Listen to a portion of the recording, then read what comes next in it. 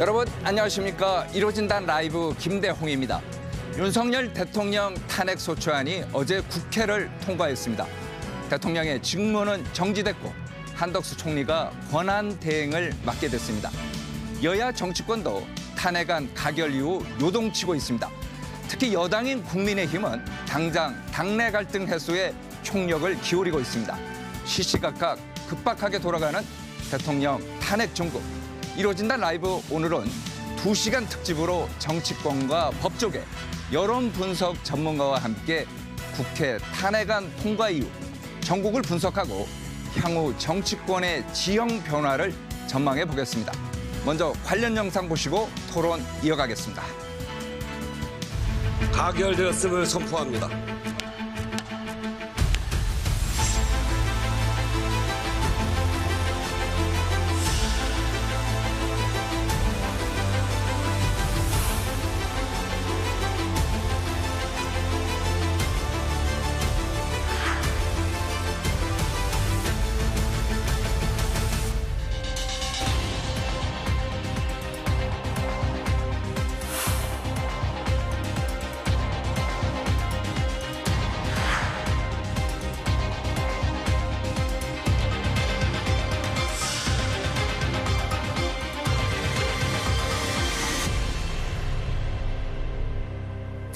네, 이루어진단 라이브 예고해 드린 대로 오늘은 2시간 특집으로 보내드립니다.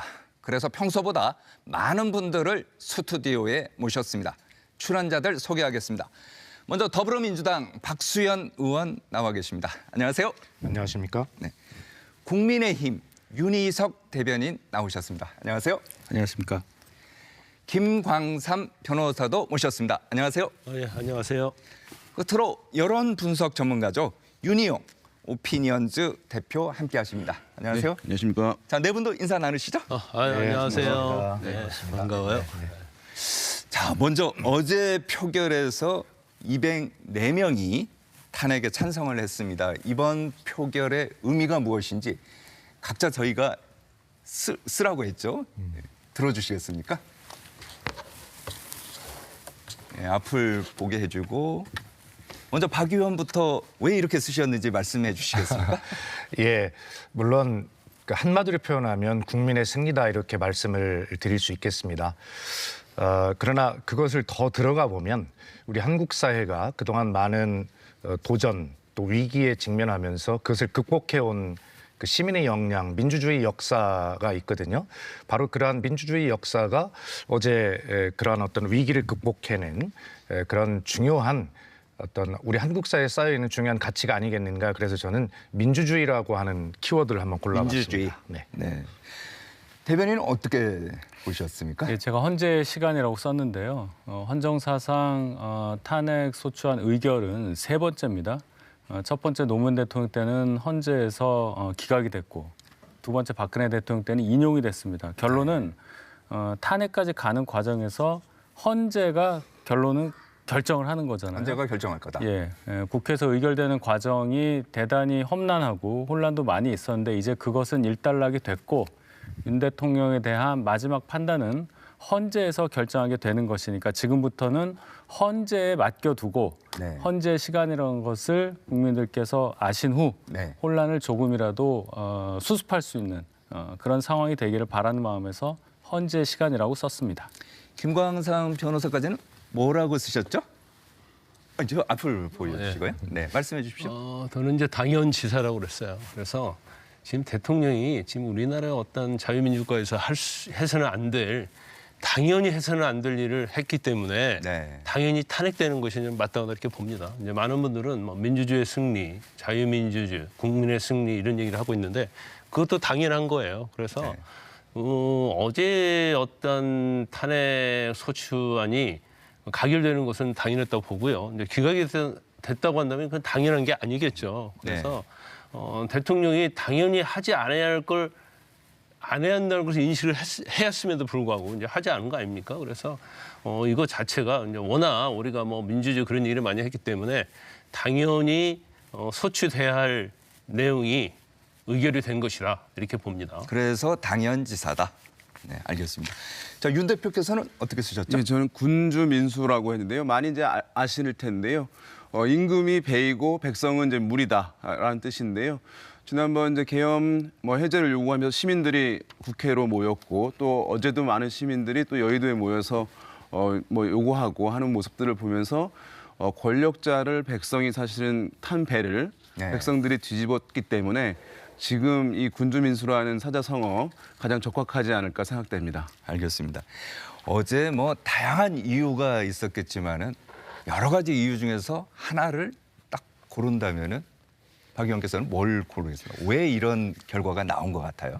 그러니까 우리 그 앵커께서도 아마 제가 알기로는 국제정치학 박사로 알고 있는데 그 지금 현재 국제정치학의 전반적인 경향이라고 하는 것이 결과적으로 그 회복 탄력성이라는 말을 굉장히 중요하게 생각하지 않습니까? 그리고 그 미국에서도 최근 10년 내에 이 회복 탄력성이라는 말이 가장 중요한 가치 있는 단어로 아마 그렇게 인식이 돼 있을 겁니다.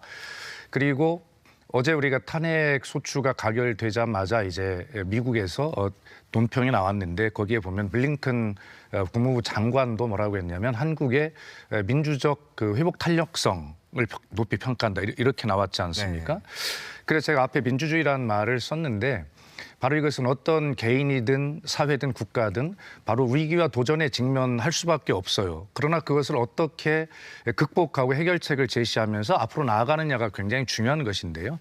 우리 한국은 아픈 역사지만 1980년 광주를 경험했습니다. 그리고 시민의 힘으로 민주주의 힘으로 어떤 군부 독재의 억압을 이겨낸 그런 경험들이 있단 말이에요. 그리고 민주주의를 회복했지요.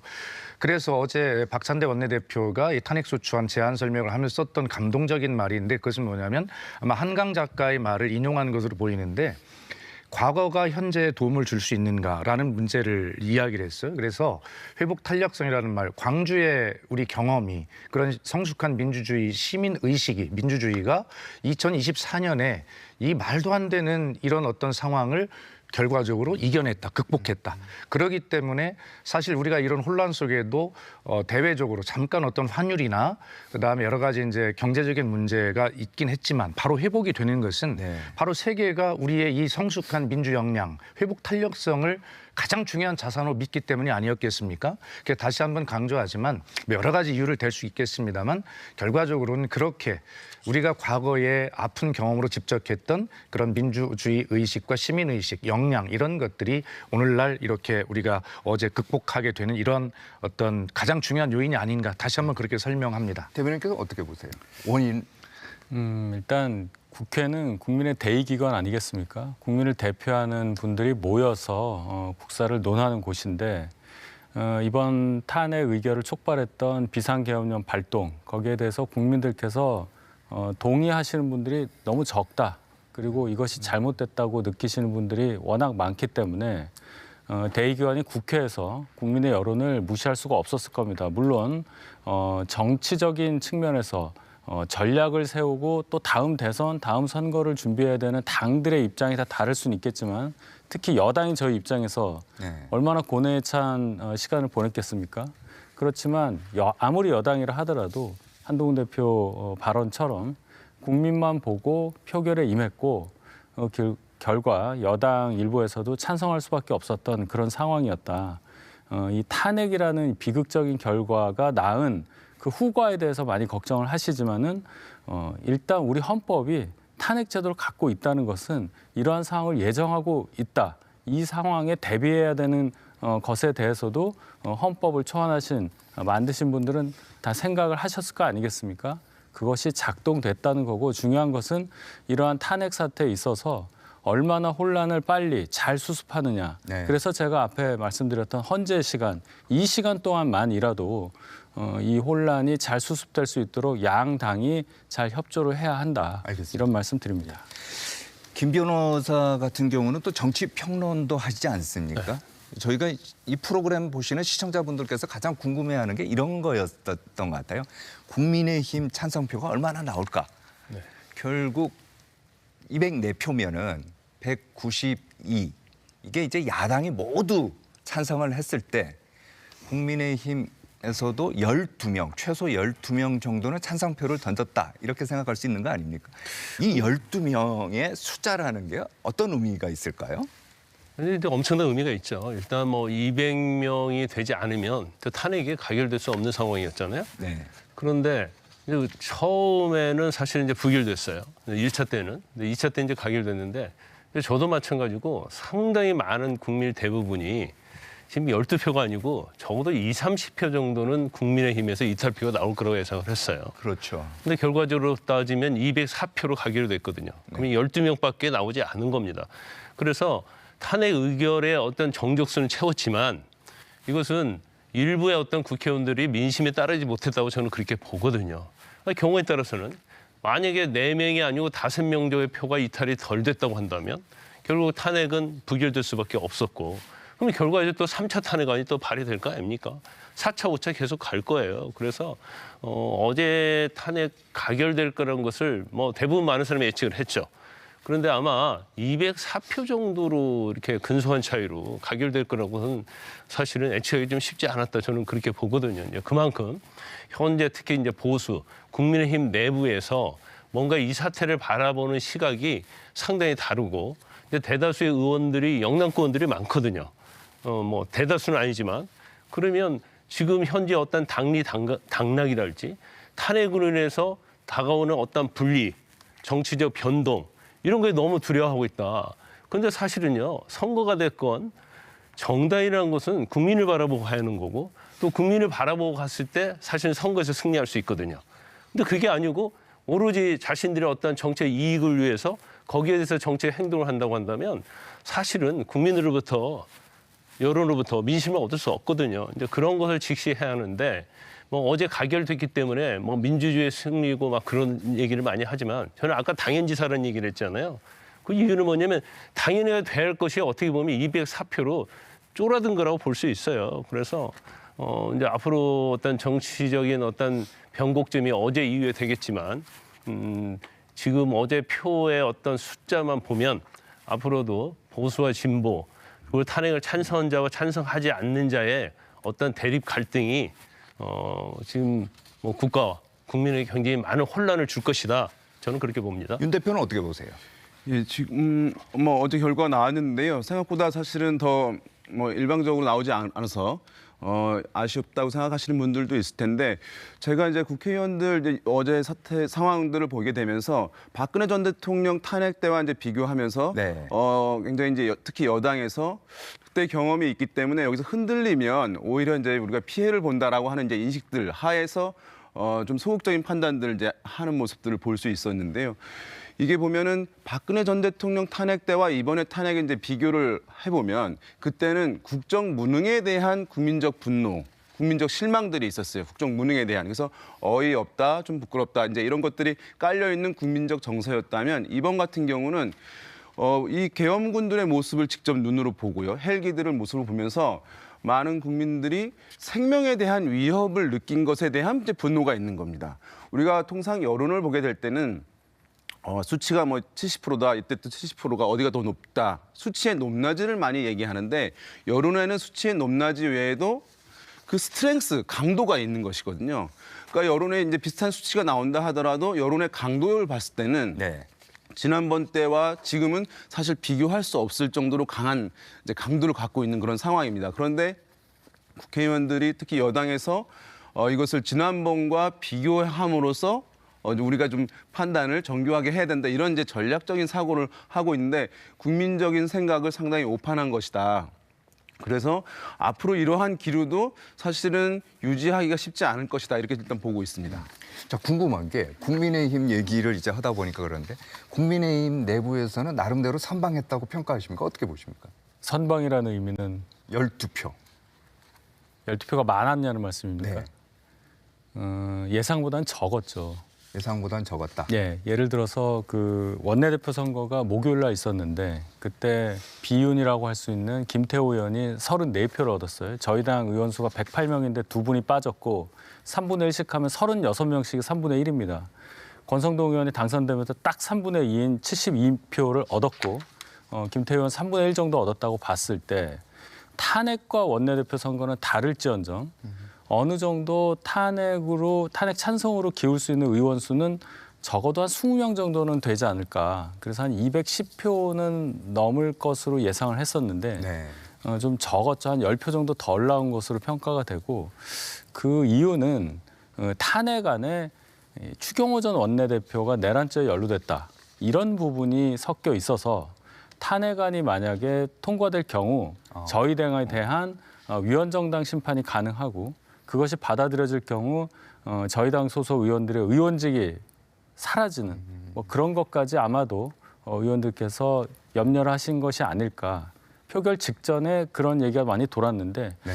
역시나 표가 굉장히 아슬아슬하게 탄핵 찬성으로 나온 그런 결과가 빚어졌다고 봅니다. 알겠습니다.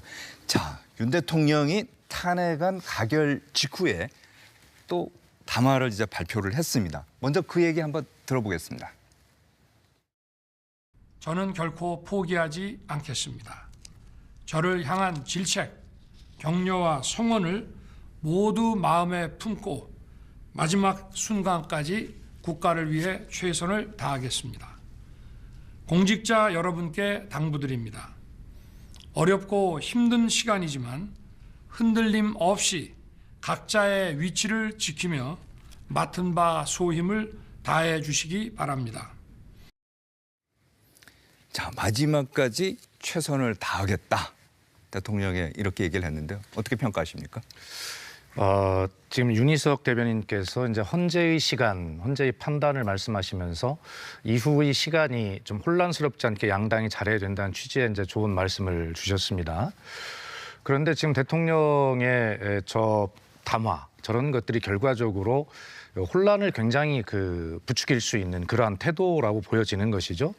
애초에 지난 3일에 비상계엄을 하고 난 다음에 이제 해제가 되고 나서 대통령이 이야기했던 그 담화가 한 번 있잖아요. 7일 날인가요? 그때는 나의 모든 것들 뭐 이런 것들을 정부와 우리 당에 일임하겠다. 네. 뭐 이런 데서 이 선으로 후퇴하는 것을 기정사실화했었단 말이에요.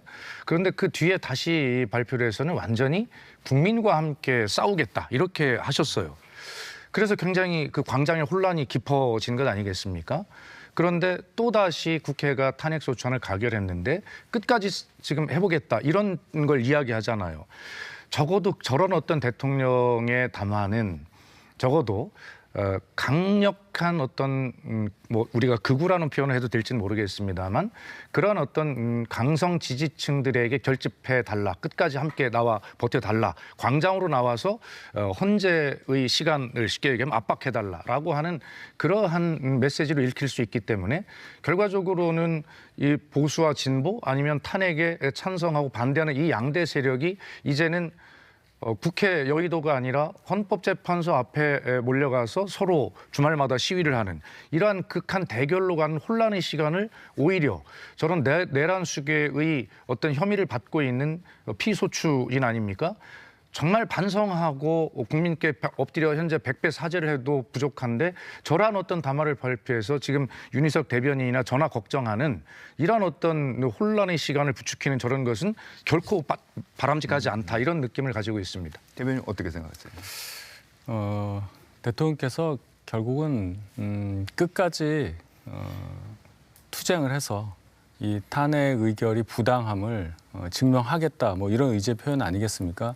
지난 담화에서도 목요일에 있었던 담화에서도 대국민 담화라고 하지만 마치 헌법재판소에서 본인 변론하시는 듯한 그런 법적인 어떤 차원에서의 말씀을 많이 하셨어요. 이 계엄령의 이유, 선포의 이유부터 쭉 설명을 하셨는데 그 얘기는 국회 차원의 의결은 막을 수 없다는 걸 이미 인지하셨던 것 같고 그렇다면 본인의 대통령직을 이어가기 위한 마지막 방법인 헌법재판소에서의 이 결정 과정에 적극적으로 주도해서 네. 이 부당함을 증명하겠다. 어제도 그랬기 때문에 탄핵안 의결 직후에 담화가 그런 내용으로 나온 것이 아닌가. 대통령의 의지는 역시 헌법재판소에서 결판을 내겠다. 이런 것으로 해석을 해야 되겠죠. 어떻게 보세요? 대통령이 7일에 담화가 있었고요. 이제 또 12일에 아까 말씀하신 대로 담화가 어제 있었는데요. 지금 보게 되면 이제 최근의 기류들이 이제 같은 분이 한 말씀인지 맞는가 이제 생각이 들 정도로 180도 이제 돌변한 이제 모습들을 보이고 있는데요. 지금 이제 이 상황에 대해서 보게 되면 아까 말씀하셨지만 이제 뭐 강경 지지층이라고도 부족한, 그러니까 극성 지지층, 극단적 지지층을 향해서 사실은 결집을 유도하는 이런 이제 메시지라고 이제 할 수가 있을 텐데요. 제가 봤을 때는 지금 국민들이 이 사안에 대해서는 너무나 이제 명확하게 시각적으로나 생각적으로 판단이 끝난 상황이기 때문에 지금 이러한 메시지가 나온다는 것이 국민들의 여론에 어떤 반전을 가져오기는 상당히 이제 희박할 수밖에 없다고 볼 수가 있고요. 사실은 어제 수많은 시민들이 거리로 나올 수 있었던 것은 두 번째 대통령의 담화가 사실은 불에 기름을 지는 역할을 했다고 할 수가 있거든요. 그래서 이것이 일부 지지층에게는 뭔가 행동하는 데 영향을 줄 가능성이 없지는 않겠습니다만 저는 이제 그것도 사실은 크지 않다고 봅니다. 어떤 분들은 과거처럼 이른바 태극기 부대의 모습들이 재현될 수 있을 것이다라고 하는 얘기들이 있는데요. 그것이 어느 정도는 이제 보일 수는 있을 텐데 이것이 태극기처럼 지속적인 흐름으로 가기 힘든 것이 불법 비상계엄을 옹호하는 시위나 집회다라고 하는 인식들이 계속 달라붙을 수밖에 없기 때문에 사실은 이제 그런 흐름을 기대하는 것은 지금 대중의 인식 또 현실적 판단을 제대로 하지 못하는 대통령의 인식이 여전히 있다 이렇게 볼 수밖에 없을 것 같습니다. 자, 그렇다면요. 여야 당 대표, 지금 국민의힘 같은 경우는 당 대표와 원내대표 생각이 또 다르기도 합니다만은 어쨌든 간에 당 대표가 상징적이기 때문에 당 대표가 어제 가결 이후에 어떤 얘기를 했는지 한번 들어보시겠습니다. 저는 오늘의 결과를 대단히 무겁게 받아들입니다. 집권여당의 대표로서 국민과 함께 잘못을 바로잡고 헌법과 민주주의를 지키겠다는 말씀을 드립니다. 저는 직무를 수행할 것이라는 말씀을 드립니다. 이제 겨우 작은 산 하나를 넘었을 뿐입니다. 국민 여러분이 해내신 것입니다.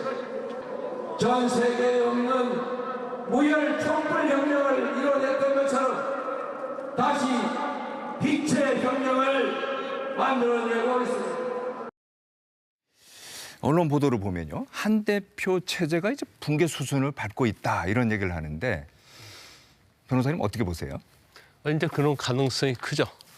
일단 아마 전뭐 예측했던 일이에요. 일단 탄핵이 가결이 되면 결과적으로 친윤이랄지 당에서 상당히 다수를 차지하고 있는 중진들이 결국 대표된 이제 공격을 할 것이고 사실 뭐 이 탄핵 이전에도 이제 한동훈 대표를 끌어내려는 시도가 많이 있었잖아요. 그걸 많이 비판을 했었고 그런데 이제 탄핵이 가결됐기 때문에 이걸 이제 근거로 하려고 할 거예요. 그런데 지금 원칙적으로 따지면 대표가 탄핵에 반대 입장을 보였어요. 지도부가 반대 입장을 보였습니다. 그런데 탄핵이 가결이 됐다고 한다면 지도부는 사퇴하는 게 맞겠죠. 왜냐하면 부결을 시키려고 했는데 가결이 됐어요. 그럼 거기에 대한 책임이 있는 건 마찬가지예요. 그렇지만 대표는 탄핵은 가결돼야 한다고 얘기했잖아요. 비상계엄은 헌법과 법률 위반이라고 이렇게 명시적으로 얘기했고 국민과 막아야 한다고 그랬어요. 결과적으로 국회를 통해서 비상계엄을 막았다 이렇게 볼 수 있는 거거든요. 그럼에도 불구하고 이거 자체를 마치 보수를 괴멸시키려고 한다랄지 아니면 의도적인 어떤 자기네 어떤 정치적 그런 걸로 몰아가는 것은 맞지 않다고 봐요. 그런데 사실 이제 한동훈 대표가 사퇴할 의사가 없는데 사퇴할 가능성이 높아졌죠. 왜냐하면 선출직 최고위원 5명 중에서 4명이 사퇴를 하면 당연히 사퇴하게 돼 있어요. 비상체제로 가죠. 그렇죠. 그럼 이제 비상대책위원장을 실제로 이제 한동훈 대표가 현재 당헌 단계 보면 지명할 수도 있거든요. 근데 아마 이거 자체가 별로 그렇게 뭐 정부위원회 회의 이런 데서 통과되지 않을 가능성이 크다. 그러면 친윤의 친윤이라고 불리는 권성동 원내대표가 그럼 비상대책위원장의 어떤 지명 권한을 갖고 있는 걸로 저는 알고 있거든요. 근데 그렇게 되면 당연히 친윤 쪽의 어떤 국민의힘이 될 수밖에 없고 그러면 지금 국민의힘에서 특히 친윤들은 하는 얘기가 이번 비상계엄은 정말 중대한 잘못이다 이렇게 얘기하면서도 탄핵은 반대한다 이렇게 얘기한단 말이에요.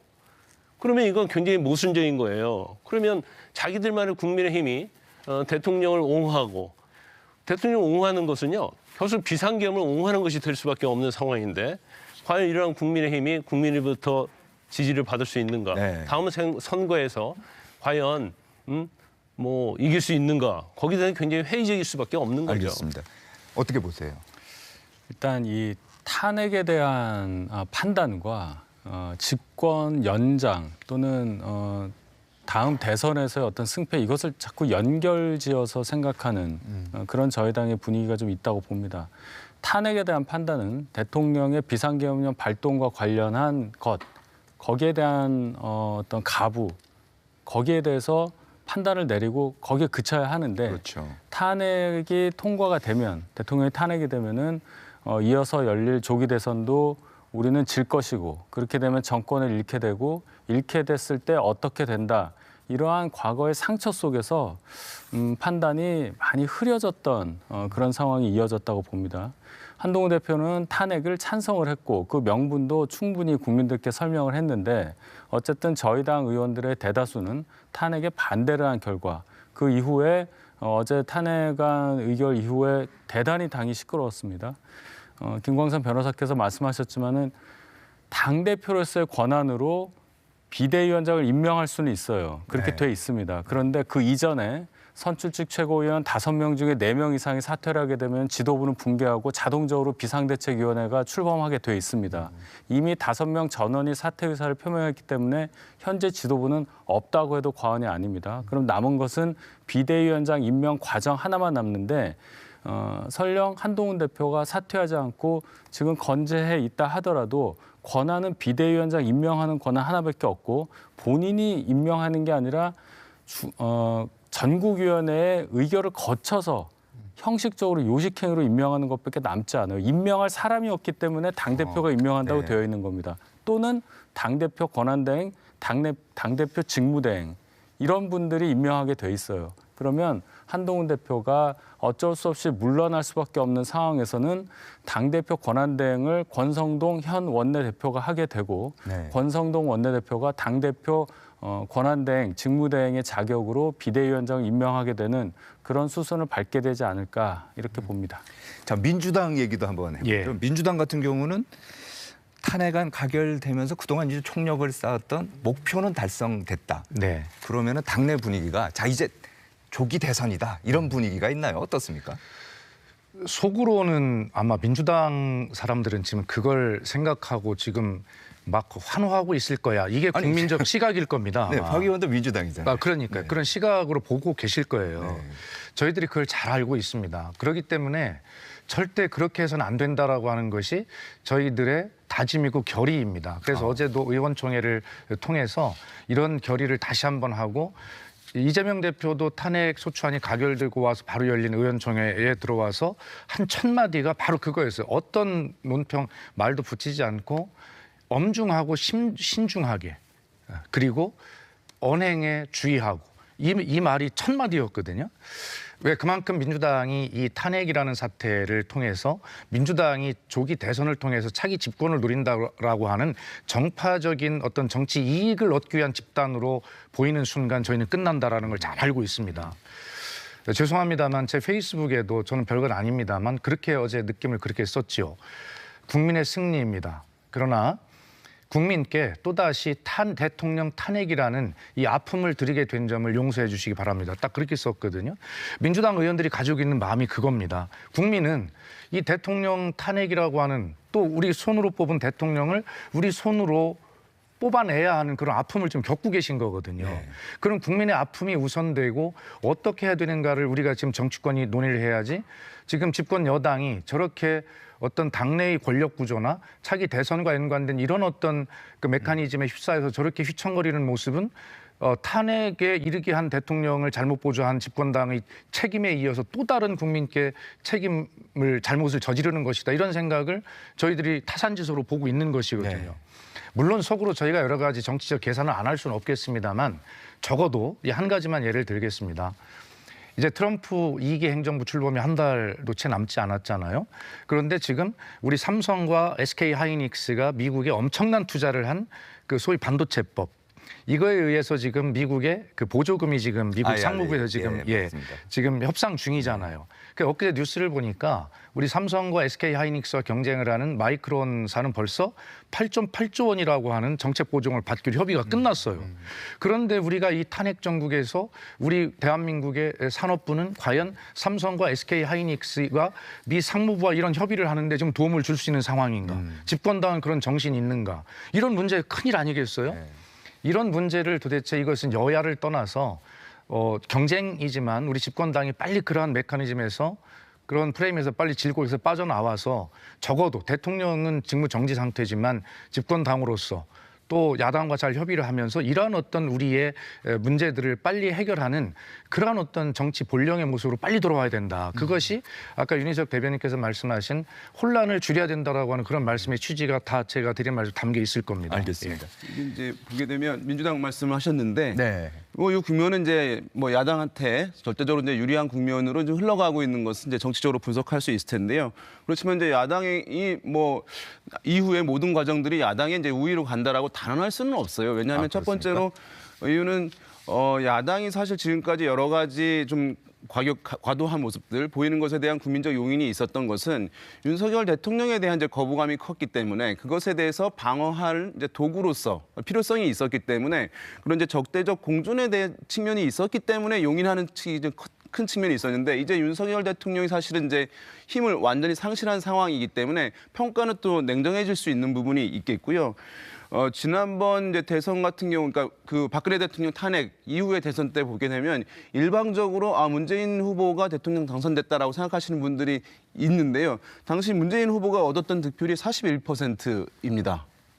그러니까 50%를 넘지 않았던 상황입니다. 물론 심상정 후보가 진보 후보여서 6%가량 득표했지만 합해도 50% 넘지 않거든요. 그러니까 물론 안철수 후보를 진보 후보로 볼 것이냐 보수 후보로 볼 것이냐 논쟁은 있습니다만은 보수적 성향을 가진 후보들이 50%를 넘었던 겁니다. 그러니까 사실은 그렇게 양자 흐름으로 가게 된다고 했을 경우에는 또 결과의 불확실성이 여전히 남아있는 그런 상황이기 때문에 뭐 야당으로서도 이 국면을 권력을 이제 차지하려고 하는 반사이익만 얻으려고 하는 모양새를 비쳤다가는 또 국민적 비난에 직면할 수도 있고 또 이후의 선거에 또 유리하게 작용되지 않을 가능성도 있기 때문에 아마 신중하게 접근하는 것 그것이 아마 내부에서 논의되고 있지 않을까 생각됩니다. 연구원에서요. 저희가 대통령 지지율을 그래픽으로 한번 만들어 봤어요. 한번 보여주시겠습니까? 윤석열 대통령 국정 지지도 추이를 보면요. 비상계엄 후에 11%까지 이제 떨어졌는데 계속 떨어지고 있거든요. 근데 대통령 지지율이 10% 밑으로 떨어지면은 흔히 레임덕 왔다 이런 얘기 하지 않습니까? 어떻습니까? 이게 이제 대통령들이 낮아지게 되면 그 레임덕 수준이라고 하는 것들이 점점 더 이제 좀 낮게 우리가 분석으로 얘기하긴 하는데 과거에는 30% 선 무너지게 되면 이제 레임덕이라는 얘기가 사실 많이 있었고요. 그래서 사실은 20% 선 정도가 무너지게 된다라고 하면 실질적으로 국민적인 어떤 지지의 동력을 전혀 갖고 있지 못하는 것이기 때문에 이미 이제 그때 모든 것이 무너지는 것 이제라고 얘기할 수가 있을 텐데요. 대통령이 권력이라고 하는 것이 우리가 뭐 헌법과 법률에 대통령의 권한이 주어져 있지만 정해져 있지만 실제로 대통령의 권한은 그때 국민의 지지를 어느 정도 얻느냐에 따라 가지고 그 권력의 크기들은 변동이 되는 것이거든요. 그래서 미국에 이런 말이 있어요. 현대 민주주의 국가 대통령들은 매주 선거를 치른다. 다시 치른다 이런 얘기 있거든요. 매주 이제 국민들의 지지율이 얼마큼 나오는지 따라서 정통성, 정당성을 이제 다시 재부여 받는 것인데 지금 10% 정도 되면 그것이 무너졌을 때 뭐 8%, 9%는 레임덕이고 10% 넘었을 땐 괜찮고 그것이 아니고요. 사실 이 정도 수준이라고 하면 사실상 이제 끝난 국민적 지지가 철회된 것이라고 할 수가 있고 여기에 이제 긍정적으로 평가하는 분들 같은 경우에는 윤석열 대통령에 대해서 긍정적으로 평가한다고 보다는 야당에 대한 반감이 크기 때문에 이쪽을 좀 보호해줘야 돼. 정치적인 방어적 측면에서 얘기하는 게 굉장히 중요한 말씀하는데 저희가 여야 정당 지지율도 좀 조사를 해봤어요. 그것도 한번 보여주시겠습니까? 바로 저건데요. 양대 정당이죠. 지지도 추이를 보면은 민주당하고 국민의힘. 물론 이제 무당층이 아직도 23% 굉장히 많습니다. 근데 40% 민주당이고 국민의힘은 24%인데 저거는 어떻게 봐야 됩니까, 변호사님? 일단요, 탄핵이 가결됐기 때문에 대통령의 지지도는 중요하지 않다. 그래서 우리가 국정 운영이랄지 이런 것은 이제 대통령이 할 수 없는 상황 아닙니까? 그런데 이제 앞으로 중요한 것은 결과적으로 당연히 뭐 민주당이 혜택을 엄청 본 거죠, 이번 탄핵 사태로. 그런데 국민의힘의 지지도가 앞으로 이제 더욱 중요하다고 봐요. 그런데 지금 이제 분열된 상태인데 일단 탄핵에 대한 책임 있는 당은 여당이잖아요. 그럼 첫 번째로 여당은 진심으로 사과를 해야 돼요. 그다음에 두 번째는 이제 탄핵에 가결됐잖아요. 그럼 탄핵을 찬성했냐 반대했냐를 떠나서 서로 존중하고 뭔가 단일 대우를 형성을 해야 합니다. 근데 아직 그런 모습은 보여주지 않고 있죠. 그다음에가 중요한 것 중에 하나가 지금 아까 우리 윤희용 대표께서 얘기를 하셨지만 이제까지 어떠한 민주당의 과도한 입법 폭주랄지 이재명 대표의 사법 리스크가 국민으로부터 심판받지 못했던 이유는 윤 대통령과 윤 대통령 부부라는 반사적 이익이 있었어요. 그런데 이제 그 반사적 이익이 없어졌죠. 그렇다고 나면 이제부터는 이제 보수에서도 뭔가를 할 수 있는 길이 열린 거죠. 이제는 이재명 대표에 대한 사법 리스크랄지 입법 폭주랄지 이런 것을 국민에게 알리면 그것은 어느 정도 효과가 볼 수 있다고 봐요. 그래서 지금 앞으로 뭐 이번에 보면 보수층에서 제일 두려워하는 게 뭐냐면 이거 탄핵이 돼버리면 이재명 대표가 대통령 되는 게 아니냐 이런 얘기를 엄청나게 하거든요. 그래서 그거에 대한 두려움 때문에 탄핵을 반대하시는 분들이 굉장히 많아요. 그런데 뭐 대선이 치르려고 하면 일단 탄핵 소추 절차가 소추는 됐지만 탄핵 심판 절차가 있어야 하잖아요. 네. 그 시간이 걸릴 것이고 그 뒤로부터 또 만약에 탄핵에서 인용이 된다 하더라도 60일이라는 시간이 있거든요. 그러면 충분히 이걸 보수 입장에서 재건할 수 있는 시간적 여유가 상당히 있다고 보거든요. 그런데 이제 지금 국민의힘의 여러 가지 행태를 보면 지금 희망은 보이지 않아요. 그렇지만 앞으로 시간은 상당히 있기 때문에 국민의힘의 지지도가 앞으로 어떻게 가느냐에 따라서 앞으로 대권이랄지 여러 가지 선거에 있어서는 굉장히 많은 영향을 미칠 것이다 이렇게 봅니다. 알겠습니다. 자, 탄핵안이 가결되면서 헌법재판소의 탄핵안 심의 절차가 곧바로 진행될 텐데요. 국회의 탄핵소추안이 비상계엄의 위헌,위법성을 강조한 만큼 헌재에서도 아마 이 부분을 집중적으로 들여다볼 것 같습니다. 지금부터는 이번 탄핵소추안의 쟁점 부분을 하나하나 자세하게 살펴보겠습니다. 첫 번째 쟁점, 윤 대통령의 비상계엄 선포가 내란죄에 해당되느냐 여부인데 먼저 윤 대통령의 발언부터 들어보겠습니다. 지금 야당은 비상계엄 선포가 내란죄에 해당한다며 광란의 칼춤을 추고 있습니다. 저는 국회 관계자의 국회 출입을 막지 않도록 하였고 그래서 국회의원과 엄청나게 많은 인파가 국회 마당과 본관, 본회의장으로 들어갔고 계엄 해제 안건 심의도 진행된 것입니다. 도대체 2시간짜리 내란이라는 것이 있습니까? 도대체 2시간짜리 내란이라는 게 있습니까? 뭐 이 결국 내란죄가 아니라는 거 아니에요? 그리고 실제로 내란죄가 성립되려면 저희가 좀 법전을 봐보니까 국헌 문란 목적이 있어야 하고 실질적인 위험성 또 실현 가능성 이게 있어야만이 내란죄가 되는 건데 아마 윤 대통령은 이런 거와 연관해서 저런 말씀을 하신 것 같아요. 어떻게 보십니까? 예, 그냥 호칭은 아직까지 대통령 지위를 유지하고 계시기 때문에 그냥 대통령으로 하겠습니다. 윤 대통령의 저 담화는 본인이 헌재의 심리에 임하는 자기 자신의 철저한 변호 논리를 읽은 것이기 때문에 저 문제를 가지고 어떻다라고 평가할 이유는 저는 없다고 생각해요. 다만 아까 윤희용 소장께서 2번이나 말씀하신 대로 2016년에 박근혜 국정농단 탄핵 때와는 달리 이것은 모든 국민이 생방송으로 모든 걸 다 지켜보셨습니다. 국민이 이미 판단하신 것이죠. 그런 차이가 확연히 있어요. 헌재가 그런 국민의 판단을 달리할 이유가 있을까요? 그리고 뭐 굳이 대통령 말씀을 하나하나 반박을 해보자면 야당에 경고하기 위해서 대한민국에서 그 훈련이 잘 된 특수부대들을 다 동원합니까? 야당에 경고하기 위해서. 그리고 아까 국헌 문란 말씀하셨는데, 예, 헌법에 의해서 설립된 기관, 대표적인 기관인 국회, 여기는 12.12 군사반란의 그 포고문에도 국회를 해산하거나 국회를 어떻게 한다는 내용이 없어요. 왜냐하면 이 계엄 선포에 대한 그 해제를 건의할 수 있는, 가결할 수 있는 권한이 국회에만 있기 때문에 그것을 통제할 수 있다라고 한다면 이 헌법 자체 성립하지 않지요. 그런데 본인 스스로가 법조인인 윤석열 대통령이 아니 그런 중대한 사실도 인식하지 못하고 국회에 특수부대를 파견하고 그러면서 또 어떻게 했습니까? 조지호 경찰청장은 개헌 발표 3시간 전에 안가로 서울지방경찰청장과 불러서 지시를 구체적으로 했고 그다음에 6번이나 중간에 전화를 직접 해서 국회의원들을 끌어내라라고 이야기했고 통제하라고 이야기했고 곽종근 특수전 사령관에게는 어떻게 했습니까? 거기도 역시 쉽게 얘기하면 지금 150명이 아직 안 됐으니 다시 말해서 계엄을 해제할 수 있는 정족수가 아직 안 됐으니 그것까지 알고 다 계산하고 있는 것 아닙니까? 빨리 문을 까부수고 들어가서 의원들을 끄집어내라라고 지시를 직접 했단 말이에요. 다시 말해서 이 내란을 본인이 김용현 전 장관과 둘만 논의했다고 이미 인정했어요. 이 내란은 실행한 것뿐만이 아니라 내란 예비 음모까지를 가지고 처벌할 수 있는 것 아니겠습니까? 그러므로 이 문제는 국민이 다 보셨어요. 내란을 음모했고 기획했고 실행했고 본인이 직접 지휘했어요. 그걸 다 알고 있습니다. 그런데 이 문제를 가지고 폭동이 있었냐 없었냐의 문제를 가지고 내란이냐 아니냐 또 이런 문제를 가지고 또 따져볼 법리 다툼을 할 생각인 것 같고요.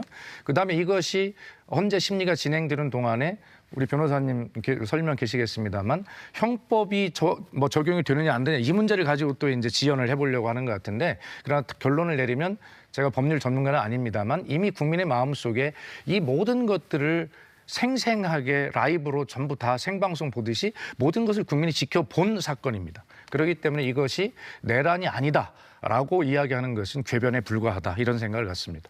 자, 그러면 또 하나 쟁점을 먼저 좀 들어보고요. 그다음에 얘기를 해보겠습니다. 윤 대통령은 이번 비상계엄 조치가 통치행위다. 통치행위는 사법부에서 뭐라고 할 수가 없다. 이거는 국회에서만 가능한 거다. 근데 왜 사법부에서 판단하려고 통치행위냐 하는데 직접 한번 들어보겠습니다.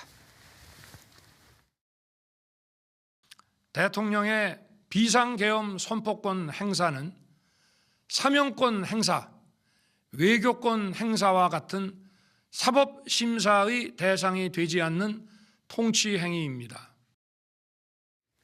자, 통치행위다고 하는데 변호사께서는 과거에 검찰 출신이지 않습니까? 네네. 그래서 뭐 잘 아실 것 같은데 어떻게 보십니까?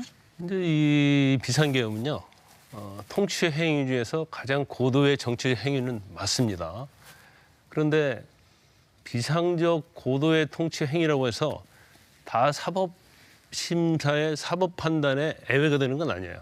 비상계엄에는 요건이 정해져 있잖아요. 그래서 1997년도에요. 12.12 군사반란하고 5.18 내란 사건에 대해서 이제 전두환 신군부가 저질러진 거잖아요. 거기에 대해서 대법원 저는 합의체 판결이 있습니다. 이건 제 의견이 아니고 대법원 판결을 제가 말씀을 드리는 거예요. 그래서 비상계엄은 거기에도 나와 있죠. 고도의 정치 행위고 통치 행위는 맞다. 그래서 원칙적으로 사법 심사의 대상이 되지 않는다 이렇게 돼 있어요. 근데 단서가 있죠. 어떤 단서가 있냐면 헌법과 법률 위반이 명백한 경우는 통치행위를 할지라도 사법심사이 되고 더군다나 국헌 문란의 목적이 있는 것이 가능성이 있다고 한다면 이건 당연히 사법심사를 받아야 한다 이렇게 돼 있어요. 그래서 통치행위가 무조건 다 모든 면죄부를 받는 건 아닙니다. 그래서 이걸 갖다 정치적인 어떤 고도의 정치 행위다 통치 행위이기 때문에 사법심사의 대상이 되지 않는다는 일부의 주장은 완전히 잘못됐다 이렇게 볼 수밖에 없고 그다음에 아까 이제 대통령이 2시간짜리 계엄 얘기를 하잖아요. 계엄을 2시간짜리, 1시간짜리, 30분이 중요한 게 아닙니다. 계엄이 요건과 절차를 마쳤는지 국헌문란의 목적이 있었는지 이게 첫 번째 중요한 거고요. 계엄을 2시간짜리가 되는 데 있어서는 대통령 의지한 것이 아니고 국회에서 해제를 요구했기 때문에 결국 2시간 만에 끝난 거 아닙니까? 그거 실패한 거죠. 그런데 이제 저런 논리를 가지고 헌법재판소에서 탄핵 심판에 응한다랄지 내란죄에서 저런 변론을 한다고 하면 사실은 저런 주장은 뭐 수사기관이랄지 법원서 거의 받아들이지 않을 가능성이 크다 이렇게 봅니다. 이 내란죄 관련해서 물론 이제 법률 전문가들께서 많이 판단을 하시지만 저도 좀 많이 걸리는 것이 이 국헌문란 목적의 계엄령 발동 대법원 판례를 볼 때 그 부분을 과연 비켜갈 수 있겠느냐.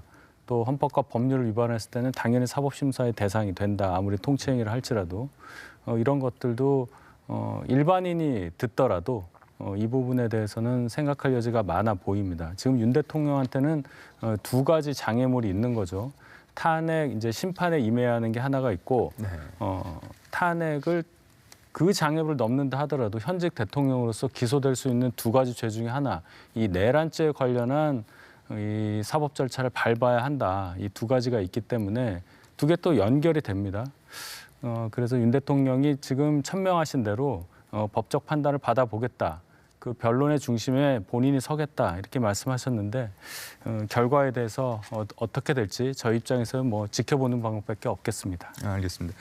대표께서는 빅데이터 그리고 이제 여론 분석 전문가신데 저희가 윤 대통령의 대국민 담화 가운데요. 이게 네 번째인가요? 네 번째군요. 하야하지 않겠다. 네. 끝까지 싸우겠다. 요거 이제 네 번째 담화인데 요거 이제 한번 저희가 어떤 얘기를 했는지를 분석을 좀 해봤어요. 네. 그래픽 한번 보여주시겠습니까? 여기 보면요. 계엄이라는 말을 26번, 그다음 국민 22번, 국회가 21번, 탄핵이 15번.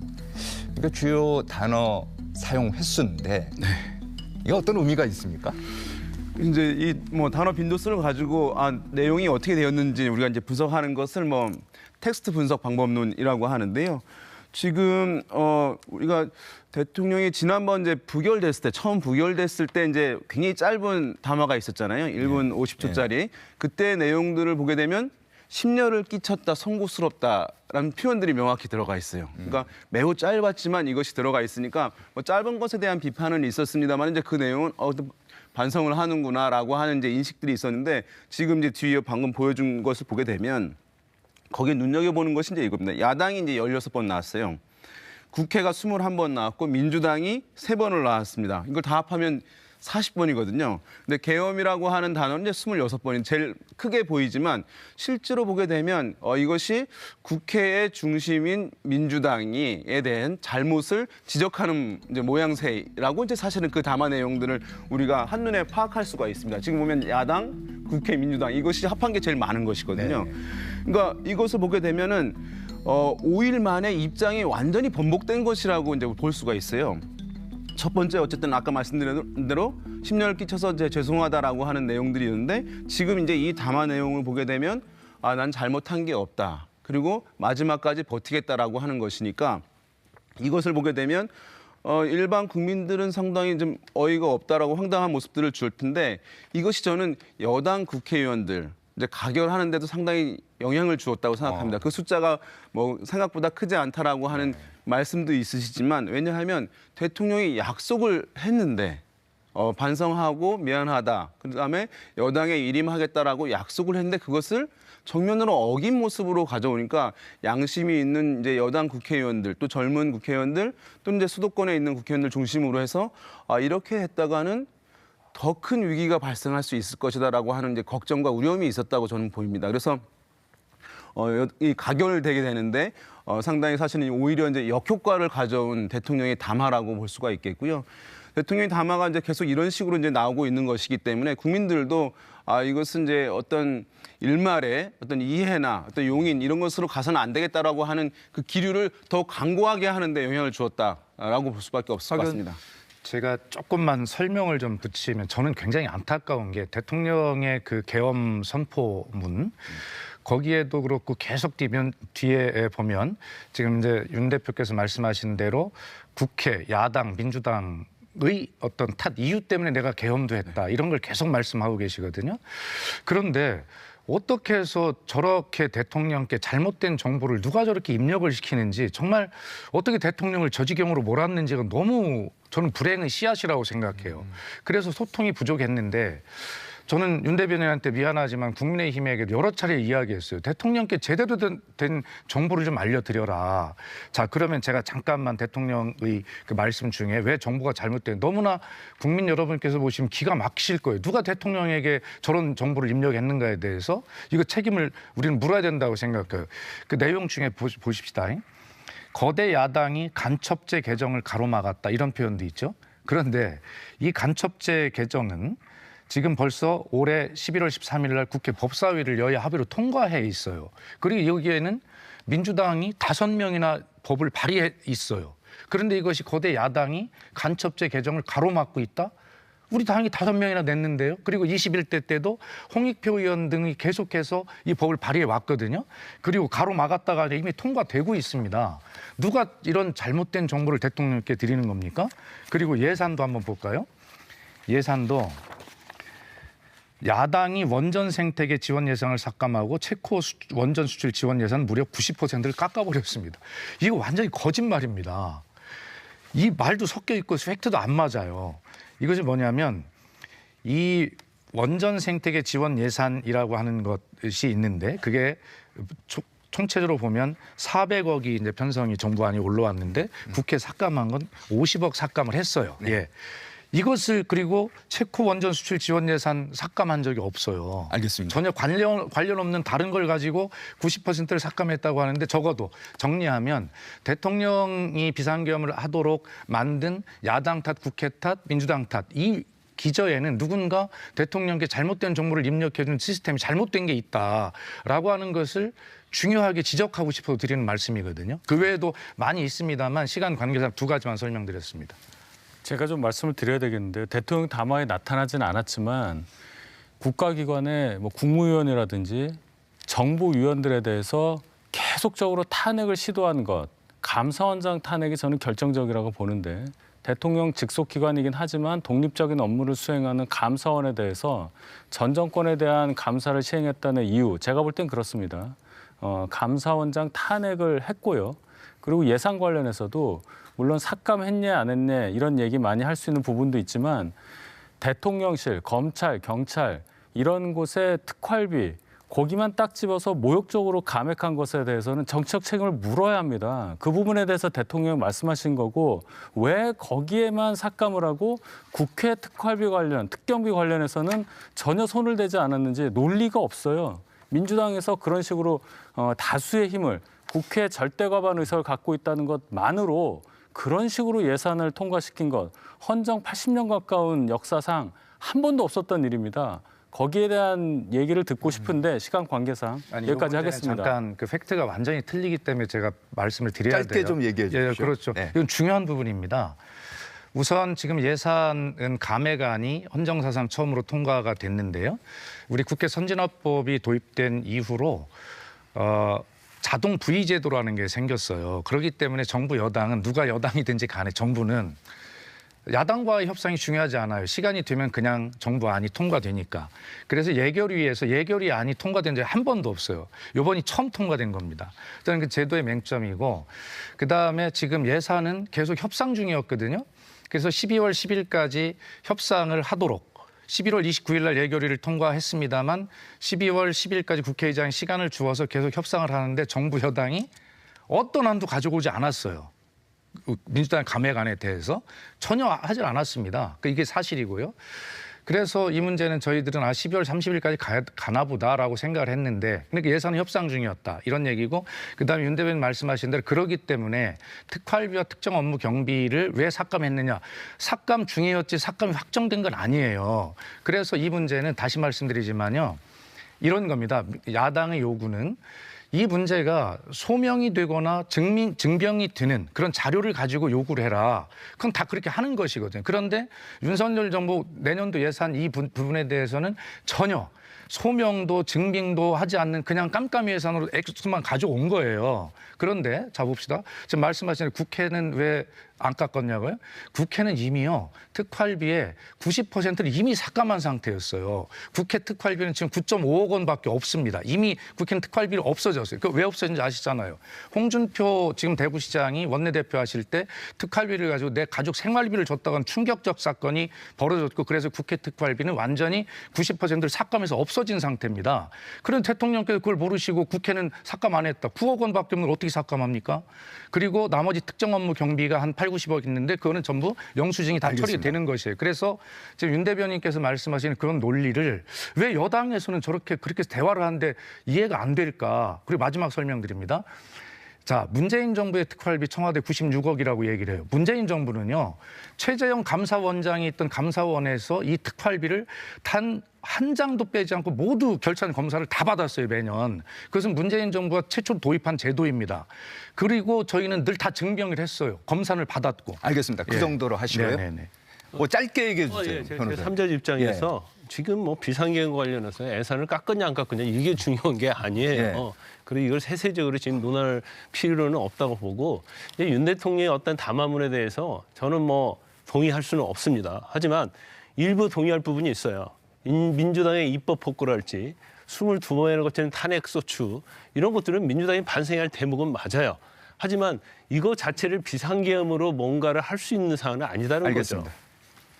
박수현 대변인 시절에 청와대 시절에 홍보수석이셨나요? 그렇습니다. 22년 3월 달에 그 말씀하셨죠. 그렇습니다. 문재인 정부 청와대는 예산을 삭감해서 96억밖에 안 쓴다. 네. 그걸 자랑스럽게 말씀하셨잖아요. 그렇습니다. 이번에 예산 낼 때 용산 대통령실의 예산은 85억 정도로 제가 알고 있습니다. 네. 증빙이 안 됐기 때문에 이것을 영원으로 하겠다는 게 민주당의 주장이에요.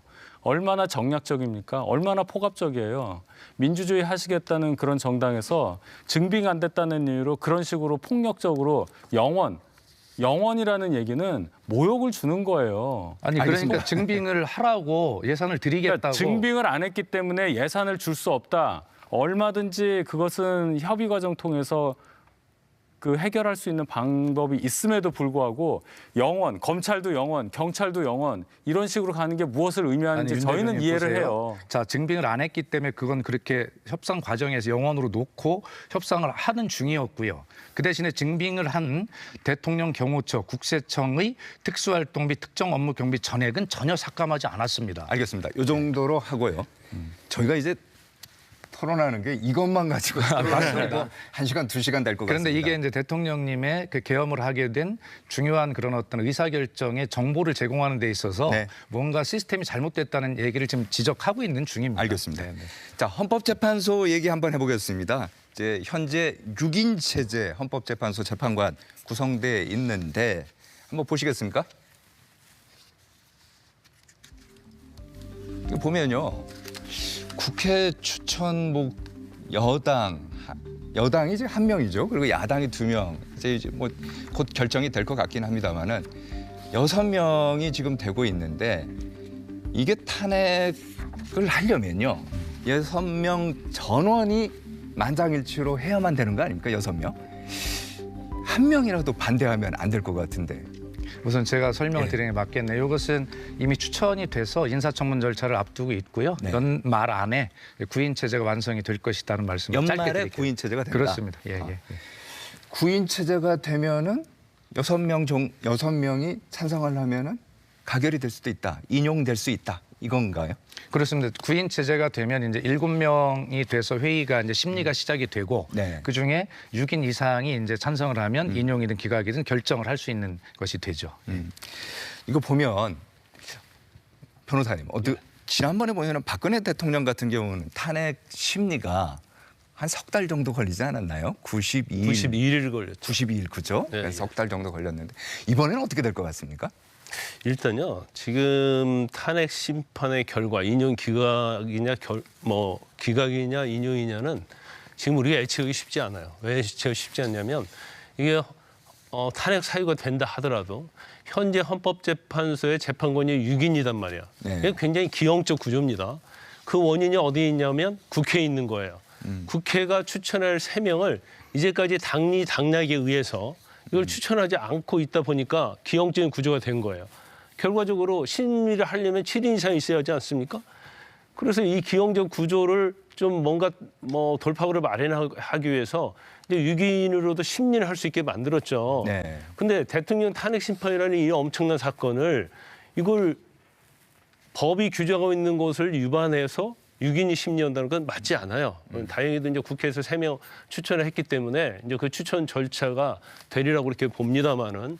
근데 현재 지금 6명인데 보수 성향 2명, 중도 2명, 진보 성향 2명으로 돼 있습니다. 그래서 이제 탄핵 소추 의결서가 헌법재판소에 갔잖아요.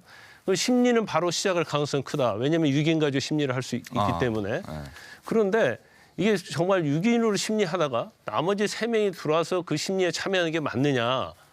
이것도 사실은 심리의 정당성에서 문제가 있거든요. 네. 그러면 국회에서 빨리 3명 추천하는 사람에 대해서 임명하고요. 그러면 완전체 9명이 되지 않습니까? 9명 가지고 심리를 해야 돼요. 그런데 이게 또 정치인 측면이 있죠. 왜냐하면 직무 권한대행이 대통령 권한을 행사하는데 국회에서 추천한 헌법재판관을 과연 바로 임명을 하느냐. 임명을 또 권한이 있느냐. 또 이런 문제가 있어요. 그래서 이게 완전체가 어떻게 이루어지냐에 따라서 이제 탄핵 심판의 절차는 늦춰질 수도 있고 이제 속도가 좀 날 수도 있다 이렇게 봅니다. 자, 탄핵 심판 절차 지금 말씀을 하셨는데요. 저희가 어떤 절차를 밟게 되는지 한번 요약을 해봤습니다. 바로 저건데요. 헌법재판소 대통령 탄핵 결정 보면은 이제 직무 정지가 됐고요. 헌법재판소가 심판을 하는데 접수일로부터 180일. 그다음에 헌재 탄핵 결정이 좀 전에 이제 변호사께서 말씀하신 것처럼 6인 이상 찬성이 돼야 된다는데 저희가 이거를 보면서 관심을 갖는 게 바로 이겁니다. 조기 대선이 현실화될 수 있을까? 어떻게 보십니까? 탄핵이 인용이 되면 조기 대선 할 수밖에 없습니다. 대통령 거리 이후 60일 이내에 대선을 해야 되기 때문에 헌재에서 어떤 결정이 언제 나냐에 따라서 네. 조기 대선이 충분히 있을 수가 있죠. 방금 전에 헌법재판소 재판관 구성 문제 말씀하셨는데 대통령 권한대행이 헌법재판관을 임명할 수 있느냐 이 여부에 대해서 국회가 논리를 마련해야 돼요. 왜냐하면 8년 전, 7년 전 박근혜 대통령 탄핵 때 박한철 당시 헌재소장이 임기 만료로 퇴임을 하게 돼서 8명 체제가 됩니다. 네. 그때 9명으로 해야 된다 하는 피청구인 박근혜 대통령 측의 요청에 대해서 국회에서는 헌법재판관은 대통령이 임명하는 것이지 권한대행이 임명해서는 안 된다는 논리로 거부 의사를 밝혔고 헌재에서도 한 명 결혼은 탄핵에 대한 반대로 간주될 수 있기 때문에 피청구인의 이익이다. 그래서 그냥 8명 체제로 가서 8대 0으로 인용 결정이 났죠. 그러면 이번에는 국회에서 뭔가 새로운 논리를 개발을 하든 뭔가를 해서 대통령 권한대행도 헌법재판관을 임명할 수 있도록 해줘야 합니다. 왜 이 문제가 있었냐면은 민주당에서 윤석열 정부를 뭔가 무기력하게 만들기 위해서 탄핵을 남발하고 탄핵 기간이 길어지도록 하기 위해서 헌재를 기능 불능 상태로 만들어놓은 그 책임이 있는 거예요. 그렇기 때문에 이진숙 방통위원장이 본인의 탄핵에 대해서 빨리 결정을 내려달라고 6명 체제임에도 심리라도 하게 해달라. 이게 받아들여져서 지금 가는 겁니다. 민주당은 여기에 대해서 한마디도 하고 있지 않아요. 이건 민주당이 자초한 일입니다. 어떻게 생각하세요? 예, 그런 측면도 말씀하시니 또 생각을 해봐야죠. 보는데 우선 이렇게 보십시다. 민주당이 일방적으로 입법 폭거를 했다, 폭주했다라는 프레임들을 계속 말씀하시는데 만약 국민들께서요. 주권자이신데 민주당이 그런 정도의 잘못을 했다 그러면 윤석열 대통령의 비상계엄이라고 하는 더 큰 잘못이 없었다 하더라도 민주당을 용서하시겠습니까? 그런데 왜 대통령의 그런 상황 속에서 지지율은 계속 30%, 20% 계속 떨어집니까? 국민들이 잘못 보신 겁니까? 국민들 보시기에는 그래 민주당도 과한 측면이 있지만 민주당으로 하여금 그렇게 할 수밖에 없는 과도한 검찰 독재라고 표현할 수밖에 없는 그러한 어떤 문제가 있어. 대통령이 소통 부재야. 왜 야당하고 대화를 안 해? 이런 어떤 인식을 국민들은 하고 계시니까 대통령의 지지율은 아까 우리가 그래프에서 봤지만 계속 하락해온 것입니다. 그것을 억지로 야당 탓이야라고 계속 주장을 해보셔야 이미 국민들이 판단은 그렇게 안 하고 계신 거거든요. 물론 야당도 다 잘했다는 것은 아닙니다. 고칠 것은 고치겠습니다. 그러나 지금 이런 상황 속에서도 집권 여당인 국민의힘의 시각이 그런 식으로 자꾸 야당 탓을 하시게 된다면 결과적으로 국민께 사죄를 드리고 다시 출발할 수 있는 그런 기회는 없는 것이에요. 그래서 저는 우리 윤희석 대변인처럼 그렇게 아주 합리적이고 정말 신사 같은 정치인이신데 윤 대변인이라도 이런 우리 대화할 때는 좀 제가 말씀을 드리면 그런 것이 있구나라고 좀 생각했으면 좋겠다는 말씀 드리고 지금 그 말씀에 대해서 설명을 드리면 예 그렇습니다. 하면 또 논쟁이 될 테니까 윤 대변인 하신 말씀에 대해서 제가 인정할 건 인정하고 그러나 최선을 다해서 그런 미비한 점들을 갖추도록 야당이라도 정말 최선을 노력을 다하겠다 말씀드립니다. 한 가지 더 네, 제가 말씀해 주십시오. 민주당 입장에서는 굉장히 아픈 질문이 될 수도 있는데 그러세요. 네. 현재 여론조사에서 가장 유력한 대선 주자 하면은 이재명 민주당 대표 아닙니까? 네. 근데 이재명 대표 하면은 이 프로그램 보시는 시청자분들도 다 알고 계시지만 사법 리스크가 있어요. 네. 사법 리스크가 어떤 결정이 나오느냐에 따라서 또 한 번 전국이 혼란스러울 것도 같은데 이거에 대해서는 어떻게 생각하십니까? 물론 당연히 이제 그런 걱정들 하시는 분들이 많이 계시죠.